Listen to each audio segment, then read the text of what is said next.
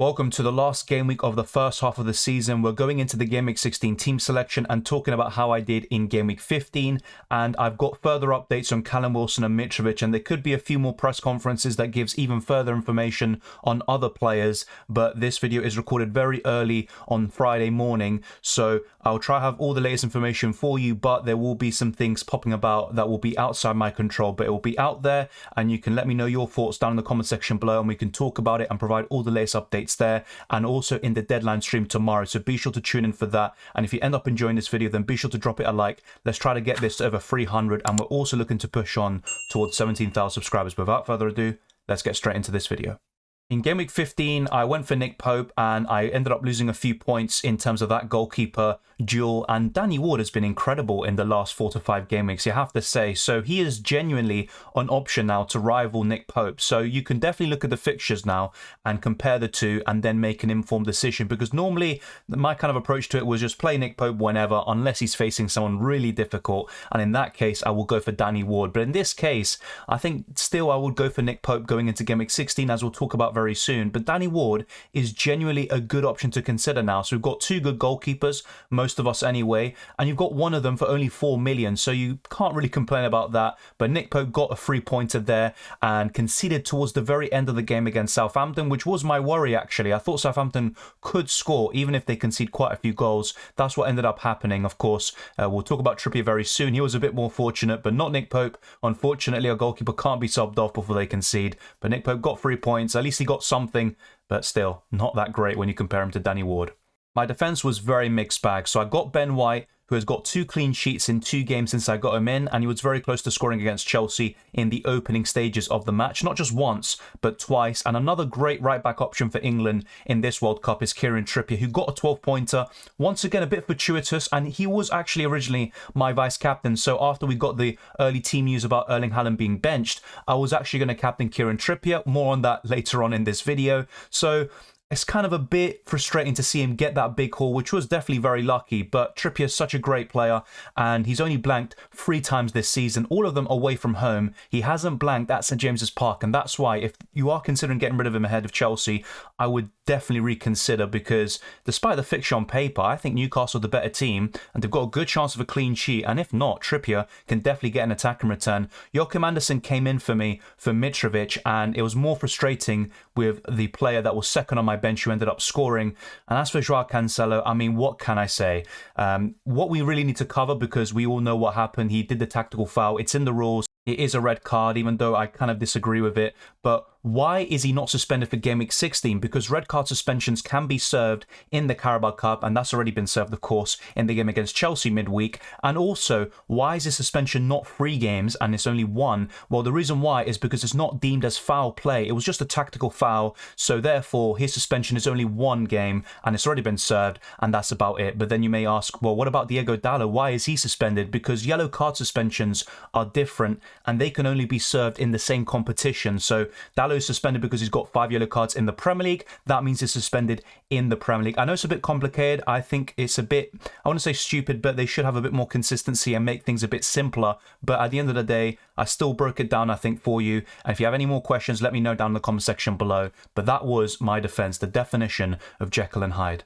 My midfield was pretty much carried by one man, the FPL king, Mohamed Salah, with a 15-pointer, 2 goals against Spurs, and he had another chance, a golden one, to make it a hat-trick. But to be honest, the 2 goals he actually scored were real high-quality finishes, and I have to say, Salah becoming an option once again is nice to see. He's now got 9 goals in his last 8 games. He didn't feature at all against Derby County, which was very good. The same goes for Ben White, by the way. Against Brighton, he didn't feature. And Martinelli came on very late on with 20 or 30 minutes to go, and Arsenal already trailing the game against Brighton. And Bukayo Saka got a full rest, which is great to see. And as for Marcus Rashford, though, he featured in midweek, and he got a goal and man of the match against Aston Villa yesterday in a 4-2 victory for Man United. But focusing on what they did in Game Week 15, Saka got the assist and his cross pretty much passed everyone in the Chelsea defence, and Gabriel got a tap in, and Chelsea's defending for that goal was absolutely shocking, but still a decent cross by Saka. It was dangerous, and some of Chelsea's players, I don't know what they were doing, like Cucurella just grabbing Xhaka, but there you go. Martinelli was very disappointing in that game, and I think Arsenal's attack was definitely underwhelming. Their midfield controlled the game. Arsenal had a really good game all round, crisp passing, solid at the back, and complete control of the match. But in terms of the final third, the likes of Martinelli, Saka and Jesus were definitely, they didn't have their best day, let's put it that way. As for Marcus Rashford, he was definitely underwhelming as well. My transfer in last week when we got the Foden being benched news, I actually got rid of Foden for a -4 hit, and that could definitely backfire because Phil Foden was another one, just like De Bruyne and Haaland, who were completely rested in the Carabao Cup against Chelsea. So you would figure Foden's going to play against Brentford. I wouldn't be that sure, to be honest, with Pep Guardiola, and maybe he is being rested for the World Cup. I have no idea what's going on there, but when you look at kind of how rotation has been happening at Man City, you think that Foden has a better chance of starting in Game Week 16, as he has done in the last few Game Weeks pretty much. But Rashford has been disappointing, but I am expecting more big things against Fulham, and let's see what he can deliver. And as for Salah, of course, he got the 2 goals, very happy with him, but the rest of my midfield was definitely very, very disappointing. Now let's talk about the forwards, where more disappointments definitely lie. My transfers were very disappointing last week. I got Callum Wilson in very early on in the week for Ivan Toney, who was suspended, and it was very straightforward. I wasn't trying to chase last week's points or anything like that. I wanted one of Almiron or Callum Wilson. Almiron was my slight preference, especially with the form he's in, but I went for Callum Wilson because Ivan Toney was suspended, so I wanted to sort out my forward issues, especially with Mitrovic also being a doubt with his recurring ankle problem. Well, now we've got more news on Callum Wilson. So of course he was subbed off at half-time against Southampton and he was ill. Well, he is still a doubt actually for the game against Chelsea. Callum Wilson has trained away from the group this week due to illness and he remains a doubt. So that is definitely not the greatest news you want to hear, and we'll talk about Mitrovic actually in the team selection portion of this video, so more on that later on. But he's also another heavy doubt and he could actually miss out entirely, and his chances of featuring are even slimmer than Callum Wilson's. As for Haaland, he came off the bench, scored a penalty in the last few minutes. Of course, a very lucky penalty, but City probably deserved the victory the way they controlled the game, especially with 10 men. But Haaland is inevitable at this point. He obviously got a yellow card for his celebrations. I'm actually quite happy with that, obviously because of his effective ownership. So in the end, that was my game week 15 performance. Definitely one to forget for me, and you'll see my ranks now in the next stage. And honestly, I would rather not talk about this ever again. That is now back-to-back red arrows, and this one was more significant. I went down to 1.2 million from around 900k, and the main reason why is because I captained Cancelo. So I actually was able to put my transfers forward and also my captaincy switch through the app. So if you ever have problems with the website crashing and you might have an iPhone, for example, then the app actually tends to work. Obviously, you have to keep on spamming the confirm button and stuff like that, so be aware of it. But thank you to those in the chat that obviously talked about it. In the end, it probably would have benefited me more if I did nothing with my team. I had Haaland captain, I didn't captain Cancelo, of course, and I didn't take a -4 hit for Rashford, but there you go, it happened. And the only disappointments for me lie with going for Rashford. I kind of had a gut feeling towards the very end, but I should have stuck with my initial decision of going for Trossard, if anything, or maybe another midfielder like Maddison, who I really like in general, and also for going for Trippier as my captain. But there you go. These things are literally 50-50 decisions, and they went the other way this week, but it could easily go the other way round in Game Week 16. And as you can see, I got 45 points with the -4 hit taken into account. I've got 838 overall, and my rank is now nearly at 1.3 million. So definitely an awful start to the season, one to forget at the moment, but some things to learn for sure going forwards, and I'm pretty sure I can bounce back. But of course it will be difficult. A lot of us will have similar teams, especially in Game Week 17 when we play the unlimited transfers, which I'll be covering in future videos as well. But now let's talk about the Game Week 16 team selection and more injury updates and team news. It's a close one this week for sure, but I think I will be going for Nick Pope at home to Chelsea. But that's something I will reconsider because Leicester have been looking really good recently. So Danny Ward against West Ham away could be the play. Let me know your thoughts down in the comment section below. I am favouring Pope at the moment, but I'm actually open to going for Danny Ward and giving him another chance. He has done well whenever I've actually started him, so maybe this will be another opportunity for the Leicester shot stopper to prove his worth once again after a disastrous start to this season. So Nick Pope is in here right now, but I may reconsider. I'm very confident with these three defenders. Kieran Trippier, like I said, hasn't blanked at all at St James's Park this season. Only 3 blanks in the whole campaign, all of them away from home. And Chelsea at the moment are looking disastrous. And they've gone actually quite a long period without a win in all competitions, especially though in the Premier League. 4 games in a row now, and that's 2 losses on the bounce against Brighton and Arsenal. And speaking of Arsenal, Ben White away to Wolves, a really good fixture from a defensive point of view. But Arsenal could struggle here, and Lopetegui will have full control after this Arsenal match, which might be a bit of a blessing in disguise, you could say, for Arsenal. But there you go. Arsenal still have to go out there and get the victory, and it will be a tough one, but I think defensively they have a good chance of a clean sheet. And as for Cancelo, at home to Brentford, he is back, of course, and no suspension, which is kind of fortuitous, you could say, with the Carabao Cup kind of taking the plunge there. But as for Cancelo, it's a really good fixture for him, and I think City have the best chance of any team this week of keeping a clean sheet. But another team that I haven't covered actually defensively would be Liverpool. So if you are looking for a defender as a 1-week punt, because that's all we really have to do, then I would consider the likes of Trent Alexander-Arnold or Robertson, but especially Trent, and I think they could do a really good job for you. Check out my best wildcard/free hit team video, where actually I have the same defenders that you can see here on screen, but I also have Alisson in goal to cover Liverpool's defence. But that's a really good backline overall. Like I said, the only thing that could change is Danny Ward in for Pope. All of my midfielders have a really good fixture this week, so Saka and Martinelli are playing Wolves away. I have to say, despite the fact that Wolves is a good fixture defensively, it might not be the best from an offensive perspective, but I still back Arsenal to score 1 or 2 goals at least, and I think they will get the job done. Hopefully it is through the likes of Saka and Martinelli. And Rashford away to Fulham looks really good. Despite Fulham being very impressive this season, they leave a lot to be desired defensively, and I think United could score 2 or 3. My prediction is 3-1, and I think Rashford has a good chance of building on what he did on Thursday night and doing another really good job this weekend. So that's what I'm hoping for. And as for Salah at home to Southampton, he is genuinely a good captaincy option this week. And when I was asked in the reaction stream the other day, the way I ranked it was Haaland first, Salah second, probably Kane third and De Bruyne fourth, but you could easily switch 3 and 4 around. I think Salah is the second best this week, so he will probably be my vice captain, as I'll show you later on in this video. But happy on my midfield, and I would love to have the likes of Almiron, but I'm not going to be taking a hit to get him in and get rid of Wilson. I don't think it's worth it,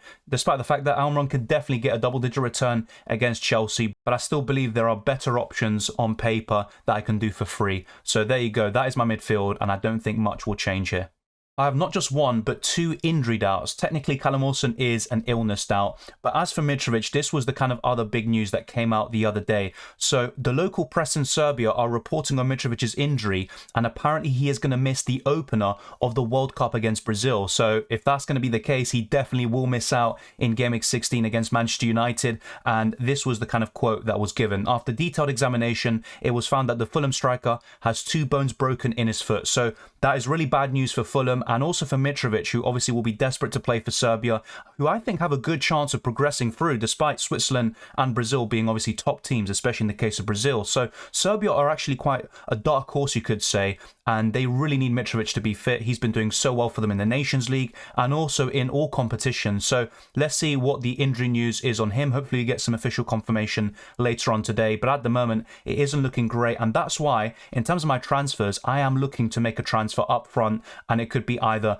Callum Wilson or Mitrovic making way, and depending on who I get rid of, it also influences the striker I'm able to bring in. So more on that later. Erling Haaland at home to Brentford, I think he'll start, and I think he has a great chance of a double-digit return, as he has done many times this season already. There are no surprises here. I probably will captain Erling Haaland, despite the fact that he has the early kickoff, and we could get early team news that he is benched, for example. I don't think that will be the case. I'm quite confident he's going to start, but once again, we can wait for the team news and then make an informed decision. Hopefully the site doesn't crash, but I have to say, at this point, I am expecting it. Salah will probably be my vice-captain, and he is the only one I would genuinely consider, because I definitely won't be going for Cancelo ever again. Danny Ward could come in, of course, like I talked about a few times before, but also Anderson, who's facing Nottingham Forest away. So if only one of Mitrovic or Wilson misses out, then I'd be quite happy to have Anderson come in, and that's about it. So I don't need to make the final transfer, but I'm still looking to make it potentially, especially if both Mitrovic and Wilson look set to miss out, and that's definitely a possibility. Andres Pereira is second on my bench. He could burn me once again. He was the one that was second on my bench last week. He scored the penalty against Man City, and then Doherty is third. I don't expect him to start. He started midweek against Nottingham Forest. I think it will be Emerson Royal, so I don't really have any concerns about Doherty, but then again, you just never know with Conte, and also with this FPL season. season, which has been absolutely wild so far. So now let me show you my possible transfers. I'm going to show you the 2 transfer targets I have, and they're both up front, and they both play for the same team. I was advocating a lot for them during the reaction stream the other day, and those are the Liverpool forwards, Darwin Núñez and Roberto Firmino. If I had to pick one right now, I think it would be Darwin Núñez, who has been more impressive statistically per 90, and whenever he gets a start, he tends to score or create something like he did against Spurs the other day as well. But Roberto Firmino has the huge haul in him, and that's why I am still heavily considering him. Darwin Núñez has got no double-digit returns so far this season. The closest he got was against Fulham when he came off the bench in Game Week 1. But Roberto Firmino already has 2, I believe, and he got a 22-pointer against Bournemouth. And his record against Southampton isn't that great, but Firmino is just that kind of X factor. You just never know what you can get from him, either a blank or an absolutely ridiculous return, and that's exactly what I need. You know, one of Roberto Firmino's braces or hat-tricks would be absolutely fantastic for my season, and it could kickstart a kind of comeback. Of course, that's very wishful thinking, but I have to say Firmino is definitely worth considering, and if you compare the two statistically, they're both actually identical, but Firmino has played more minutes and he's played more matches overall, so Darwin Núñez per 90 is definitely the more impressive of the two, but both of them neck and neck really when you compare them in terms of the XG, expected assists, the key passes, and other metrics like that we always talk about on this channel. None of the captaincy options or the substitutions would be affected with these transfers, and I would only make one of them. I don't think I'd get Firmino and Núñez. I wouldn't be able to afford it anyway, by the way. It would only be one in for a free transfer. So either Darwin Núñez in for Wilson or Firmino in for Mitrovic. I can't afford Núñez in for Mitrovic. So that's why I've kind of planned it and shown you in this way. Let me know your thoughts and which transfers are you going to be making? Which one-week punts are you really looking to make? I have to say Liverpool assets are looking really good this week, so either Firmino or Núñez up front, Trent at the back, and you've also got a few other options that you can consider. Kevin De Bruyne is a fantastic option this week in the midfield, especially after that full rest. Maybe you could take a punt on Kulusevski, for example. There are many different punts that you could talk about, and I cover all of this in the best wildcard / free hit team video, so be sure to check that out. And if you enjoyed this team selection video, then be sure to smash the like button and subscribe if you're new. Let's get this video to over 300 likes, and let's also push on towards 17,000 subscribers. You can follow me on Twitter and Instagram, DylanRCM, and you can also become a patron or a channel member. The links are in the description below for early access and many other perks. And you can also join the FPL League and the Discord server where we cover all the fantasy games, including FPL, UCL Fantasy, World Cup Fantasy, where there are some videos on the channel already, as well as F1 Fantasy. So be sure to check all of that out. I wish you all the best of luck for Game Week 16 and the rest of the season, and I'll see you next time.